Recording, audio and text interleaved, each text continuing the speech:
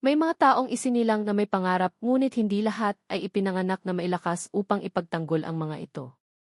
Ang buhay niya ay nagsimula tulad ng marami, simple, tahimik at puno ng pag-asa. Lumaki siya sa paniniwalang ang pamilya ang sandigan ng tao, ang kanlungan kapag bumagsak ang mundo. Sa kanyang murang isip, ang pamilya ay hindi kailanman iiwan ang isa't isa, kahit gaano pa kabigat ang pagsubok. Habang siya ay lumalaki, pinilit niyang maging kapaki-pakinabang. Hindi siya ang pinakamatalino, hindi rin ang pinakamalakas, ngunit siya ang pinakadeterminado. Sa bawat araw, sinisikap niyang patunayan na siya ay may halaga. Ang bawat munting tagumpay ay iniaalay niya sa pamilya, umaasang isang araw ay magiging sapat iyon upang hindi siya talikuran kailanman. Dumating ang panahon na tila ngumiti ang tadhana. Unti-unting gumaan ang buhay at ang kanyang pangalan ay nagsimulang kilalanin. Hindi man marangya, sapat ang kinikita upang masabi na hindi na sila kapos. Sa panahong iyon, ramdam niya ang pagmamahal, mainit, buo, at tila walang kondisyon. Ngunit hindi niya alam na ang pagmamahal na iyon ay maihangganan. Isang maling desisyon ang naging simula ng lahat. Isang hakbang na inakala niyang magdadala sa mas magandang kinabukasan, ngunit sa halip ay naging simula ng pagbagsak. Unti-unting nawala ang kinikita, ang mga pagkakataon ay naglaho, at ang kinabukasan na dati malinaw ay naging malabo. Habang siya'y naghihirap, nagbago ang mga tingin sa kanya. Ang mga ngiti ay napalitan ng malamig na katahimikan. Ang mga salitang dati puno ng suporta ay naging mga tinging puno ng paghuhusga. Sa bawat araw na lumilipas, mas ramdam niya ang distansyang unti-unting nabubuo sa pagitan niya at ng mga taong inaakala niyang hindi kailanman lalayo. Sinubukan niyang bumangon. Sinubukan niyang humanap ng paraan. Ngunit sa bawat pagkilos niya, tila mas lalong bumibigat ang mundo. Ang dating mga kamay na handang umalalay ay unti-unting umatras. Hindi siya sinabihan ng direkta, ngunit ramdam niya ang mensahe, siya ay naging pabigat. Dumating ang araw na wala na siyang matakbuhan. Ang tahanang dati puno ng ingay at buhay ay tila hindi na para sa kanya. Ang presensya niya ay naging hindi kanais-nais, ang katahimikan ay nagsimulang magsalita ng mas masakit kaysa sa anumang salita. Sa araw na iyon, napagtanto niyang ang kahirapan ay hindi lamang tungkol sa kawalan ng pera, ito'y tungkol sa pagkawala ng halaga sa mata ng iba. Iniwan siya ng pamilya, hindi sa isang iglap, kundi dahan-dahan, masakit at walang babala. Walang malinaw na paalam, walang paliwanag, tanging ang malamig na katotohanang mag-isa na lamang siya. Ang taong minsang pinupuri ay ngayoy itinuring na anino ng kanyang dating sarili. Sa mga gabing tahimik, tinanong niya ang sarili kung saan siya nagkamali. Kung ang pagkukulang ba niya ay sapat na dahilan upang talikuran siya. Kung ang pagmamahal ba ay totoo lamang kapag may maibibigay. Ang mga tanong ay paulit-ulit, walang sagot, at mas lalong nagpapabigat sa kanyang dibdib. Sa gitna ng kanyang paghihirap, nawala hindi lamang ang pamilya, kundi pati ang kanyang tiwala sa sarili. Ang dating determinasyon ay napalitan ng pagdududa. Ang bawat araw ay naging pakikipaglaban sa sariling isipan. Ngunit kahit ganoon, may maliit na bahagi sa kanya na ayaw sumuko, isang munting apoy na pilit na kumikislap sa gitna ng dilim. Hindi niya alam kung saan siya patutungo. Hindi niya alam kung may naghihintay pang pag-asa. Ang alam lamang niya ay wala na siyang babalikan. Ang mundo ay tila napakalaki, ngunit siya ay napakaliit, nag-iisa, at sugatan. At sa puntong iyon ng kanyang buhay, kung kailan ang lahat ay tila tapos na, may isang taong papasok sa kanyang kwento. Isang babaeng halos walang-wala, ngunit may pusong mas mayaman kaysa sa lahat ng iniwan siya. Hindi pa niya alam, ngunit ang pagkikita nila ang magiging simula ng isang pagbabago na hindi niya kailanman inakala. Sa mga araw na wala na siyang inaasahan, natutunan niyang mabuhay sa katahimikan. Ang gutom ay naging pangkaraniwan, ang pagod ay tila walang katapusan, at ang hiya ay naging kasamang hindi niya kayang iwan. Sa bawat hakbang, ramdam niya ang bigat ng mga matang tumitingin sa kanya bilang isang taong nabigo. Ang mundo ay patuloy na umuusad, ngunit siya'y tila naiwan sa gilid, unti-unting binubura ng panahon. Isang araw, sa kalagitnaan ng kanyang kahinaan, may isang presensyang hindi niya inaasahan. Hindi ito dumating na may ingay o pansin. Walang awa sa tono, walang awa sa mukha, tanging katahimikang may dalang kakaibang gaan. Isang babaeng halatang pagod sa buhay, may mga matang sanay sa hirap, at may mga kamay na bakas ang mahabang pakikipaglaban sa araw-araw. Ang babaeng iyon ay walang-wala. Walang yaman, walang impluwensya, at walang kakayahang magbigay ng higit pa sa kung ano ang mayroon siya sa sandaling iyon. Ngunit sa kabila ng lahat ng kakulangan, may kakaiba sa kanyang kilos, isang uri ng malasakit na hindi humihingi ng kapalit.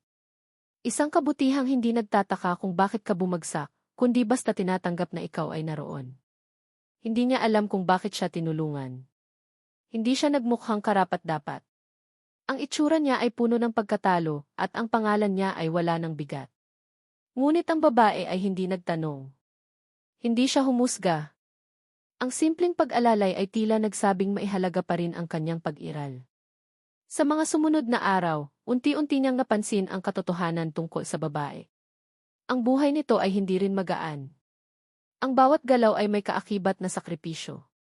Ang bawat araw ay isang laban para sa simpleng pagpapatuloy.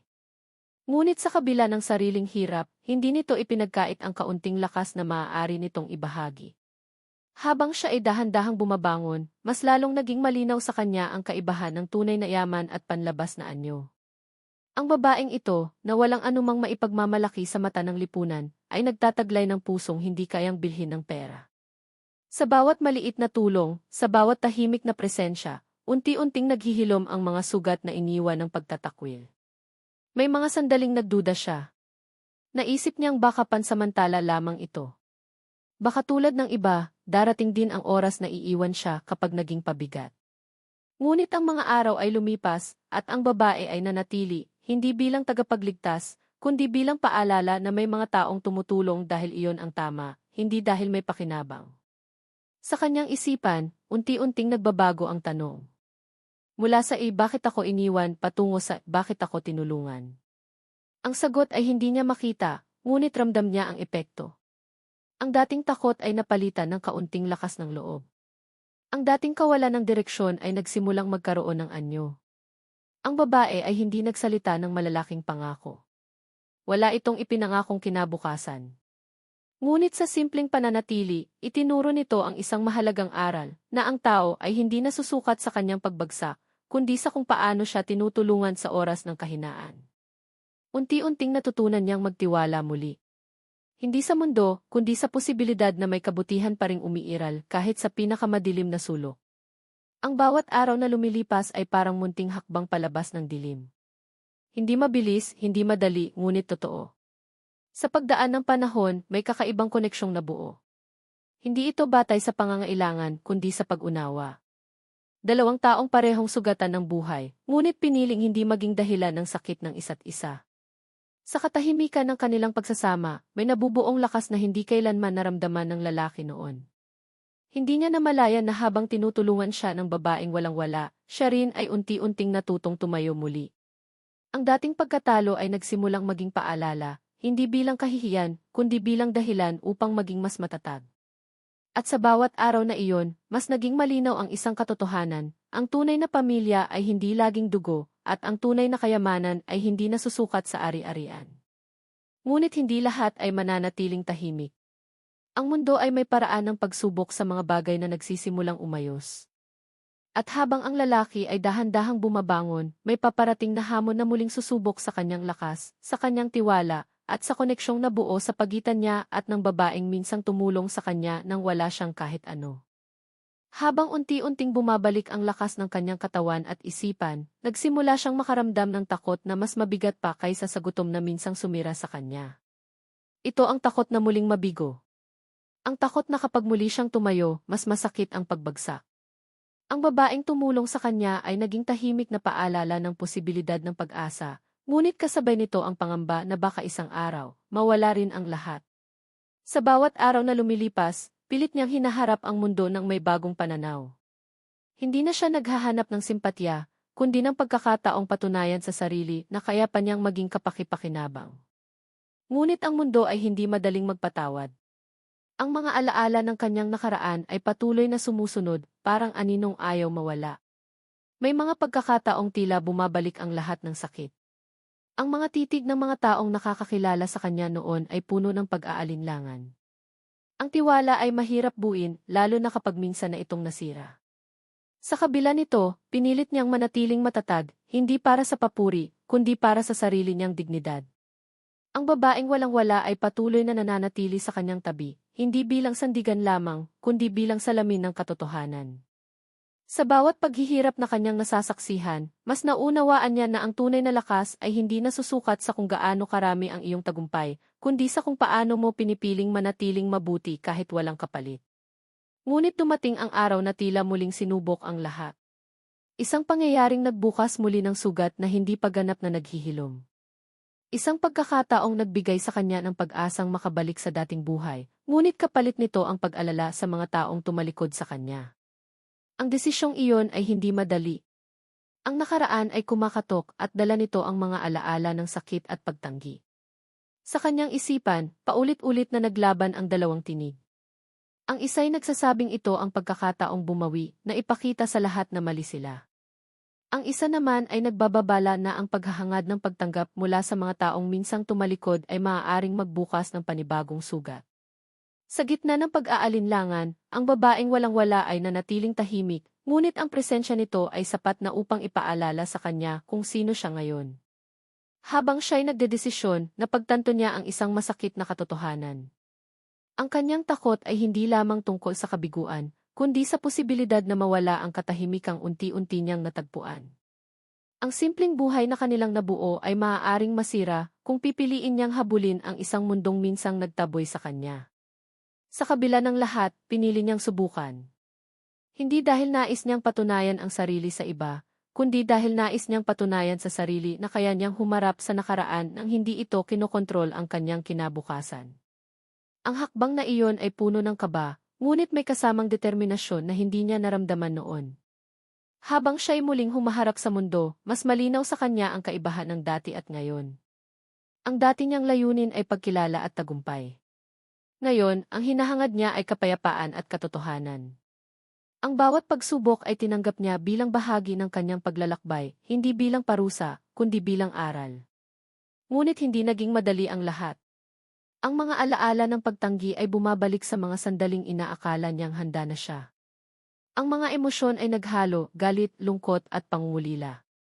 Sa mga sandaling iyon, napagtanto niya kung gaano kalalim ang sugat na iniwan ng pagtatakwil ng pamilya.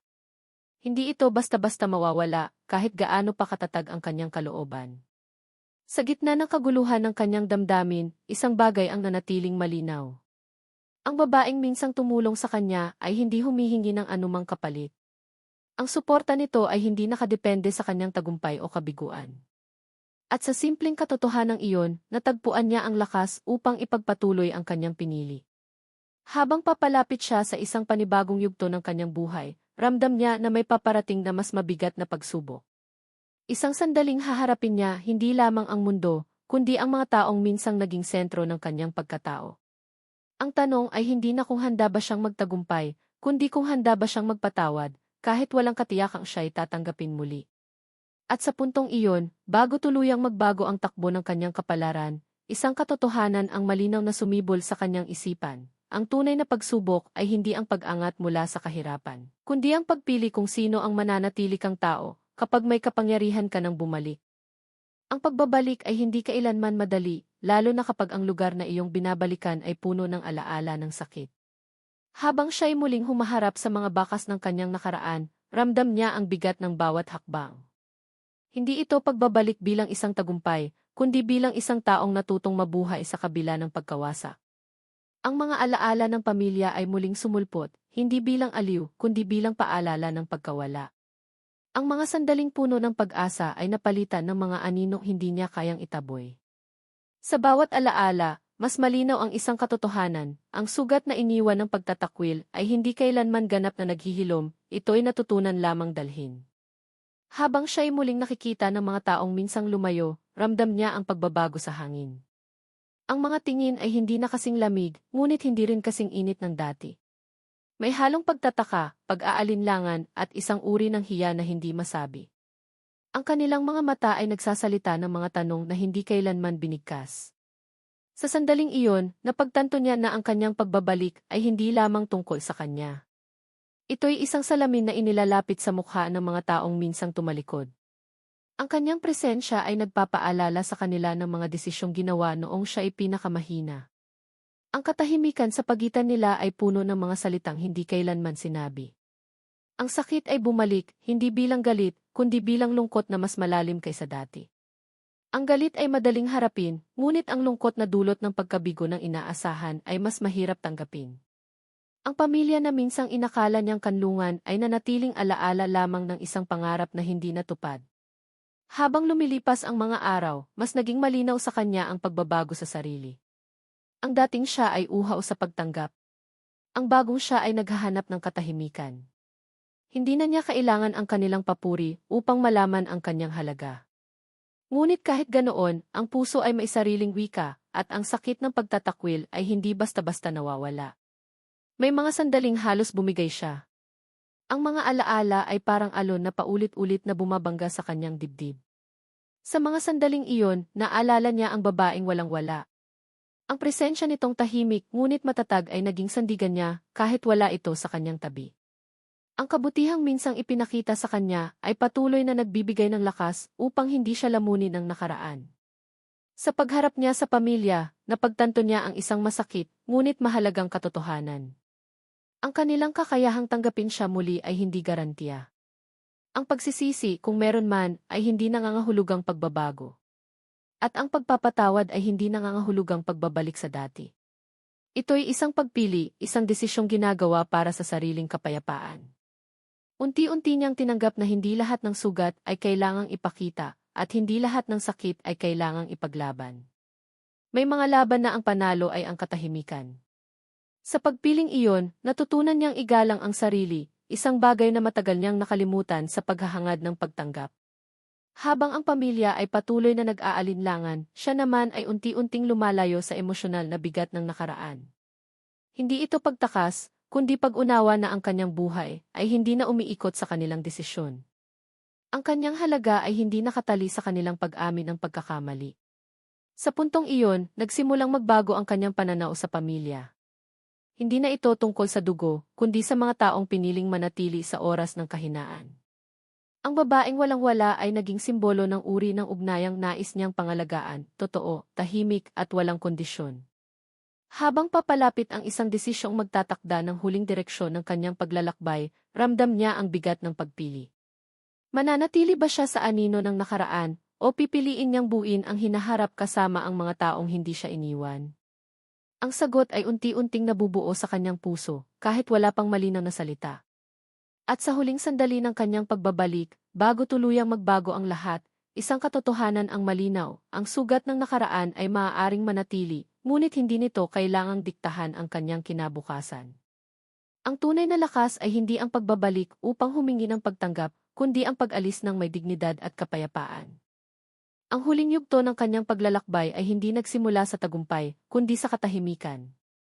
Sa katahimikang iyon, malinaw niyang naramdaman ang bigat ng lahat ng kanyang dinaanan, ang pagbagsak, ang pag-iisa, ang pagtulong na dumating mula sa isang taong halos wala ring maibigay. Sa puntong iyon, napagtanto niya na ang buhay ay hindi kailanman naging patas, ngunit palagi itong may pagkakataong pumili kung paano haharapin ang sakit. Ang pamilya na minsang iniwan siya ay nanatiling bahagi ng kanyang alaala, ngunit hindi na bahagi ng kanyang araw-araw na pag-iral. Ang kanilang mga desisyon ay nag-iwan ng bakas na hindi mabubura, ngunit hindi na niya hinayaang iyon ang magdikta ng kanyang pagkatao. Ang galit na minsang nag-alab sa kanyang dibdib ay unti-unting napalitan ng pag-unawa, hindi dahil tama ang ginawa nila, kundi dahil ayaw na niyang maging bihag ng sakit. Sa pagdaan ng panahon, mas lalo niyang naunawaan ang kahulugan ng kapatawaran. Hindi ito paglimot. Hindi rin ito pagbibigay katwiran sa pananakit. Ito ay ang pagpili na bitawan ang bigat na matagal nang nagpapabigat sa puso. Sa pagpiling iyon, naramdaman niya ang kakaibang gaan, isang kalayaang hindi niya kailanman naranasan noong hinahangad pa niya ang pagtanggap ng iba. Ang babaeng walang-wala ay patuloy na naging bahagi ng kanyang buhay, hindi bilang bayani, kundi bilang patunay na ang kabutihan ay maaaring magmula sa pinakamahihirap na lugar. Ang kanyang presensya ay hindi kailanman humingi ng kapalit. Hindi nito inangkin ang anumang utang na loob. Sa simpleng pananatili, ipinakita nito na ang tunay na pagmamahal ay hindi naghihintay ng kapalit o papuri. Habang sila isabay na humaharap sa mga hamon ng araw-araw, natutunan niyang ang tunay na pamilya ay hindi nabubuo sa dugo lamang. Ito'y nabubuo sa pagpiling manatili, umunawa at magmahal kahit walang kasiguruhan. Ang ugnayang iyon ay hindi perpekto, ngunit ito'y totoo, at iyon ang naging pinakamahalaga. Unti-unti niyang binuo ang isang bagong kahulugan ng tagumpay. Hindi na ito nasusukat sa yaman o pagkilala, kundi sa kakayahang bumangon ng hindi nawawala ang pagiging tao. Ang mga sugat ng nakaraan ay naging bahagi ng kanyang kwento, hindi bilang marka ng kahinaan, kundi bilang patunay ng kanyang katatagan. May mga sandaling naalala pa rin niya ang sakit. May mga gabing bumabalik ang tanong kung bakit kailangang mangyari ang lahat. Ngunit sa bawat pagkakataon, mas malinaw ang sagot, ang kanyang paghihirap ang nagbukas ng daan upang makilala niya ang tunay na halaga ng kabutihan at malasakit.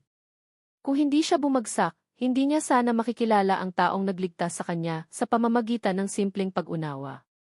Sa huli, napagtanto niya na ang kapatawaran ay hindi regalo para sa mga taong nanakit, kundi regalo para sa sarili. Sa pagpiling magpatawad, pinili niyang palayain ang sarili mula sa anino ng nakaraan. At sa kalayaang iyon, natagpuan niya ang lakas upang magpatuloy ng may kapayapaan. Ang babaeng minsang tumulong sa kanya ay nanatiling tahimik na kasama sa kanyang paglalakbay. Ang kanilang ugnayan ay hindi kailanman naging sentro ng pansin, ngunit ito ang naging pundasyon ng kanyang bagong buhay. Sa piling nito, natutunan niyang ang pagiging mayaman ay hindi tungkol sa kung ano ang hawak mo, kundi sa kung sino ang pinipili mong pangalagaan. Habang siya'y patuloy na nabubuhay, dala niya ang mga aral ng kanyang nakaraan, ang sakit ng pagtatakwil, ang hirap ng pagbangon, at ang himala ng kabutihang dumating sa oras na wala na siyang inaasahan. Ang mga aral na ito ang naging gabay niya sa bawat desisyong gagawin. Sa huling pagtingin sa kanyang buhay, malinaw sa kanya ang isang katotohanan. Ang taong iniwan ng pamilya noong siya ay naghihirap ay hindi na ang parehong taong nakatayo ngayon. Siya ay mas tahimik, mas matatag at mas buo. Ang kanyang halaga ay hindi na nakadepende sa pagtanggap ng iba, kundi sa kanyang kakayahang magmahal at magpatawad. At sa pagtatapos ng kanyang kwento, ang mundo ay hindi naging perpekto. Ang sakit ay hindi tuluyang nawala. Ngunit sa gitna ng lahat, may isang bagay na nanatiling totoo, ang kabutihang ipinakita ng isang babaeng walang-wala ay nagbago ng isang buhay. At sa pagbabagong iyon, natagpuan niya ang tunay na pamilya, hindi sa dugo, kundi sa puso.